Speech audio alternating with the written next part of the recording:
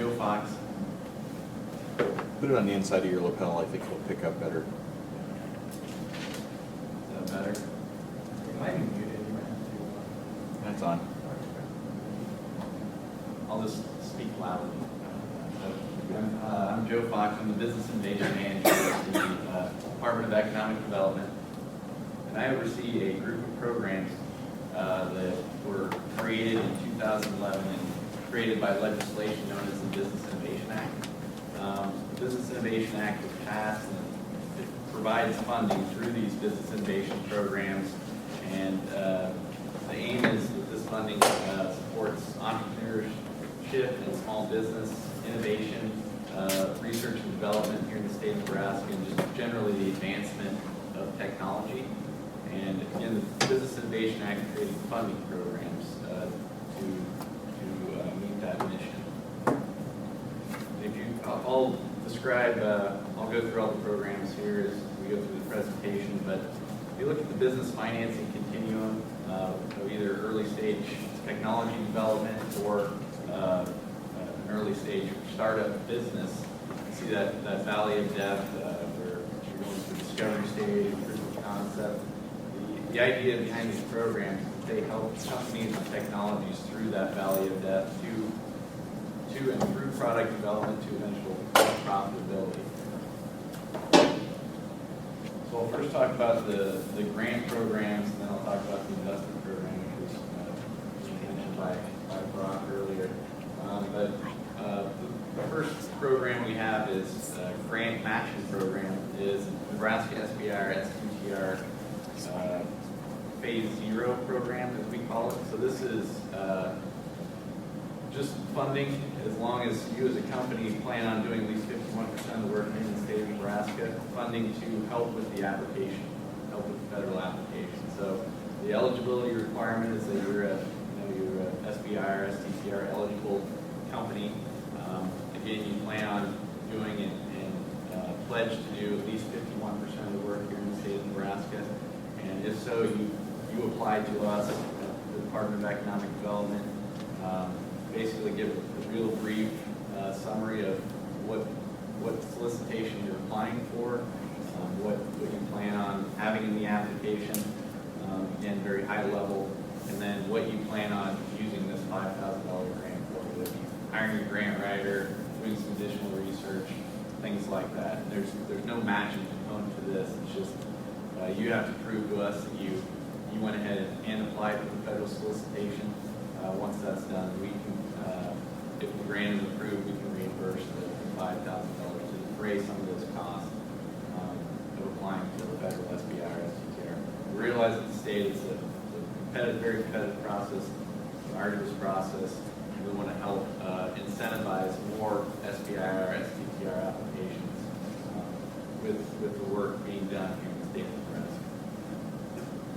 Now, if you as a company wins the federal SBIR, STTR Phase 1 and or Phase 2, and again pledges to do at least 51% of the work, we've got a matching program that can match up to 65% of the federal award with a maximum of $100,000.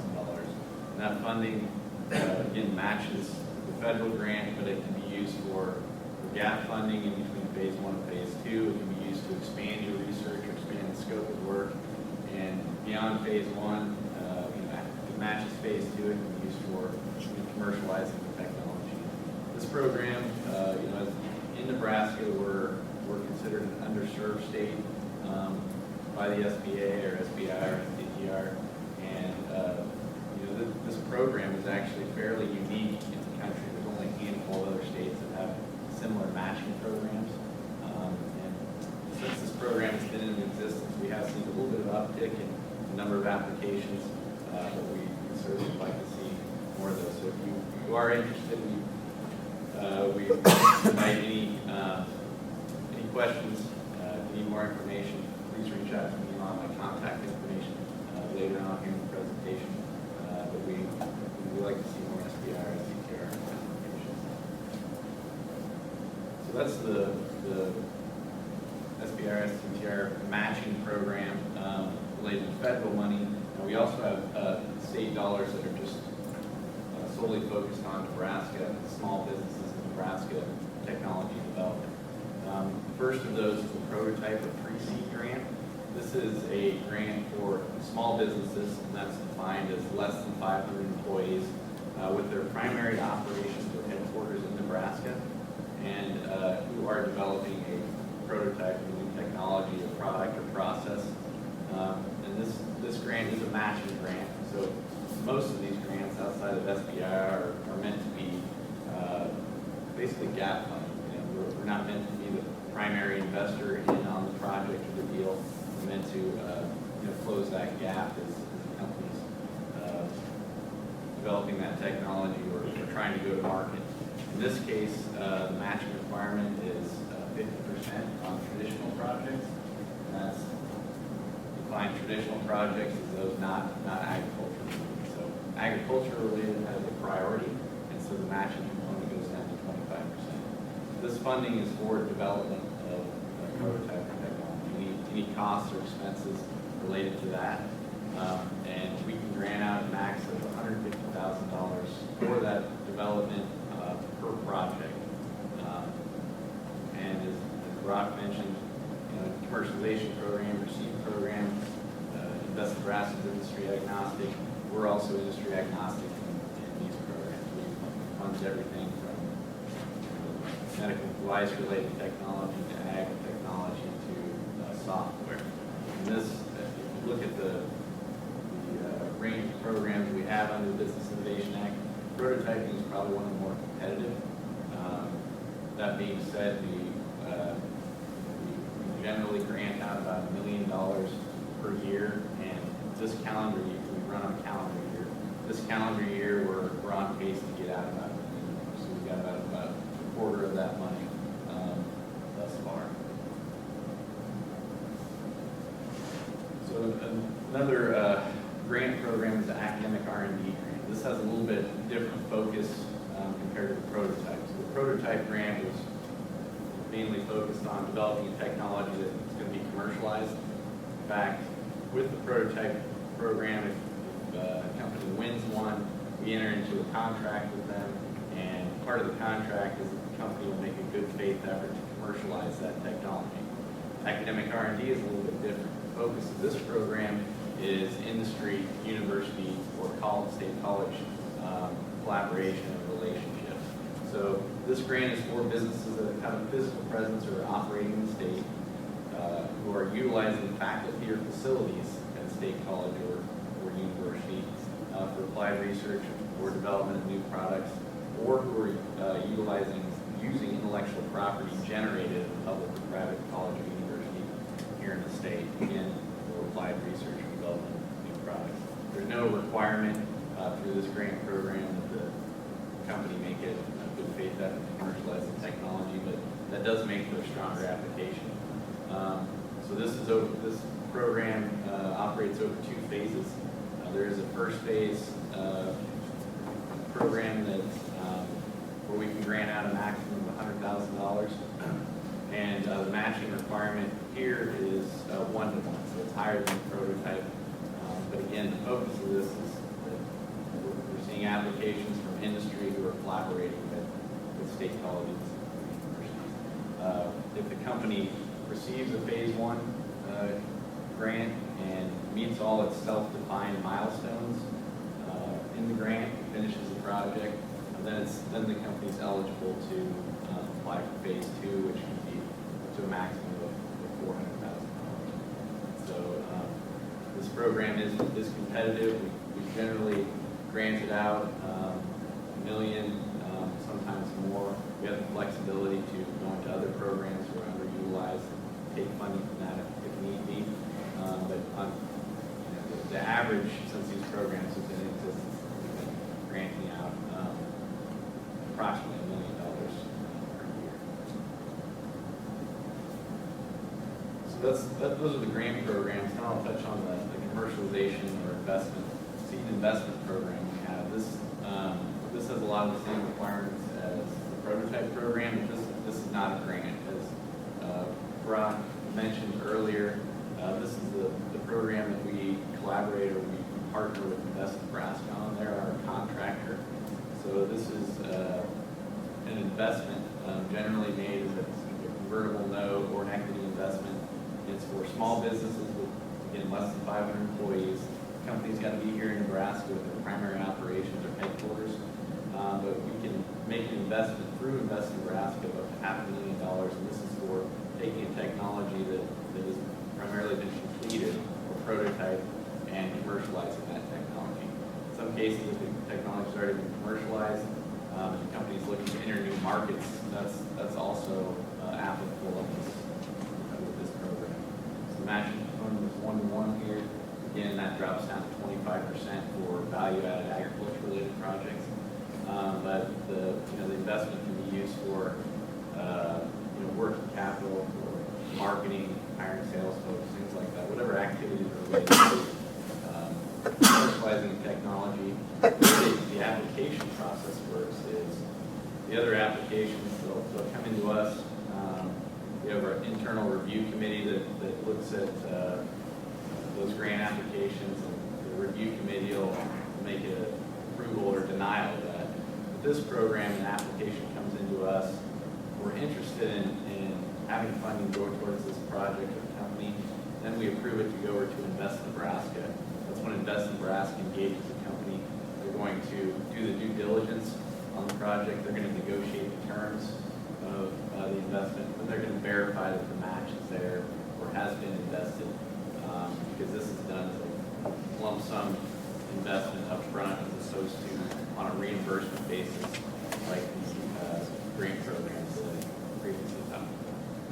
So those are the main early stage startup related business innovation programs. We do have, I don't have a slide on it, but we do have a micro lending program where we provide funding for technical assistance and lending to micro lenders. Generally that's more traditional lifestyle business type lending. This is more early stage, high tech, higher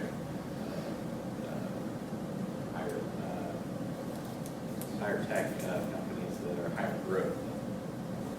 So with that, generally I like to go pretty brief, high level on the programs, and then just open it up for questions. So here's my contact information. If you have any questions on any of those programs, feel free to send me an email. We also have this other information online, Facebook, etc. With that, I'll open it up for questions. Yes. I know very little about the academic R&D. I think I have read about the others, but the academic R&D slide that you have there, what can you give us examples of instances that you have seen with faculty involved in those? And in particular, I'm trying to reconcile in my mind that the faculty would be starting the company and kind of in the middle or in both. It seems. I just want to see, has any faculty pulled one of these academic and R&D successfully that you know? So the industry, the company is the applicant. In some cases, we've seen faculty as part of the company. Now their relationship with the university at the time is between them and the university. But generally, a lot of the examples we have where industry comes to us, at the same time they come to us with an application, they're in the process of engaging the university in a sponsored research agreement, or in some cases in a fee-for-service type of agreement with the university. General examples we've seen a lot of projects go through the food processing center. We've seen some go through the rate school, things like that. So it's been a broad range, but generally we're engaged by and so there's no size requirements on this program as far as size of the company.